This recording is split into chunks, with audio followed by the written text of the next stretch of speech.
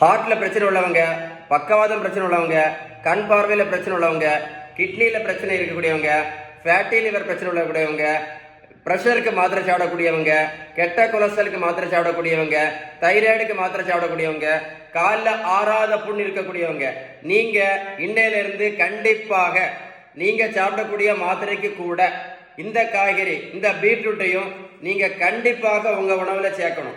ஏன் அப்படின்னா இந்த காய்கறியில நைட்ரிக் ஆக்சைடு அப்படின்னு ஒரு முக்கியமான சப்ஸ்டன்ஸ் இருக்கிறத கண்டுபிடிச்சிருக்காங்க.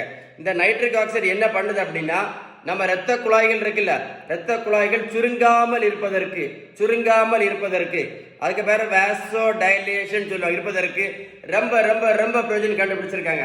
அதில் ஒரு கைண்ட் ரிக்வஸ்ட் சொல்றேன், இந்த வீடியோ உங்க ஃப்ரெண்ட்ஸுக்கு ஷேர் பண்ணி கொடுத்தீங்க அப்படின்னா இந்த வேர்ல்டுல நிறைய பேருக்கு யூஸ்ஃபுல்லா இருக்கும். சரிதானே? இந்த தம்பிக்கு பாருங்க, பெரியவங்க 42 கிலோ வெயிட் குறைச்சிருக்கேன், 128 86 கிலோ. புரோட்டீன் பவுடரும் கொடுக்கல, மாத்திரையும் கொடுக்கல, ஜூஸும் கொடுக்கல, ஊசியும் போடல.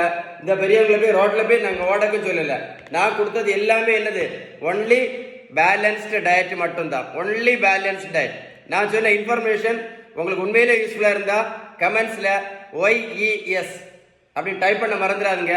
வீடியோ லைக் பண்ணி ஷேர் பண்ண கண்டிப்பா மறந்துடாதுங்க. சரியா? எதை மறந்தாலும் இந்த காய்கறியை கண்டிப்பா மறந்துடாதுங்க. வீடியோ லைக் பண்ணி கண்டிப்பா ஷேர் பண்ணுங்க. ஓகேவா?